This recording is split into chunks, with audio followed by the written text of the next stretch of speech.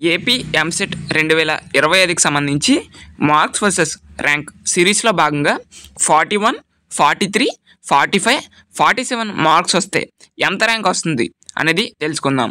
ఇంకా ఎవరైనా లైక్ చేయకపోతే లైక్ చేయండి. మీరు ఇక్కడ చూసుకున్నట్లయితే ఈ అబ్బాయికి మొత్తం చూసుకుంటే 48.47 అంటే 48 మార్క్స్ అనేది రావడం జరిగింది. సో ర్యాంక్ చూసుకున్నట్లయితే ఈ అబ్బాయికి 1,24,000 రావడం జరిగింది. ఐపీ స్కోర్ చూసుకుంటే 600కి 298 రావడం జరిగింది.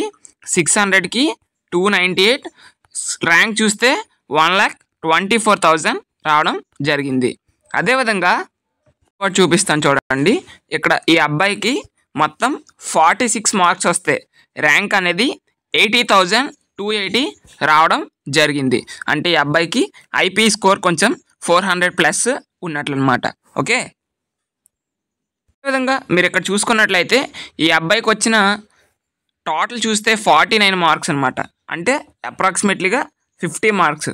ర్యాంక్ చూసుకుంటే 41,804 అంటే 41,000 రావడం జరిగింది. అంటే ఈ అబ్బాయికి ఐపీ స్కోర్ ఏదైతే ఉందో అది 550+ ఉంది కాబట్టే మనకి 41,000 రావడం జరిగింది. సో ఈ యొక్క ఎంసెట్లో ఐపీ స్కోర్ అనేది కీ రోల్ అనమాట. సో ఈ యొక్క ఐపీ స్కోరు చాలా మ్యానిపులేట్ చేస్తుంది ఈ ఎంసెట్లో. సో ఒకవేళ కనుక ఐపీలో మీకు ఎక్కువ మార్క్స్ వచ్చేసి ఎంసెట్లో జస్ట్ క్వాలిఫైయింగ్ మార్క్స్ వచ్చినా కూడా మీకు మ్యాక్సిమం 50K లోపే ర్యాంక్ ఉండడానికి అవకాశం ఉంటుంది. ఓకేనా? సో ఇది ఈరోజు వీడియో. మీకు ఇంకా మీ యొక్క మార్క్స్ అనేవి కామెంట్ చేయండి. నెక్స్ట్ వీడియోలో మీ మార్క్స్కి ఎంత ర్యాంక్ వస్తుంది అనేది చెప్పడం జరుగుతుంది. Thank you.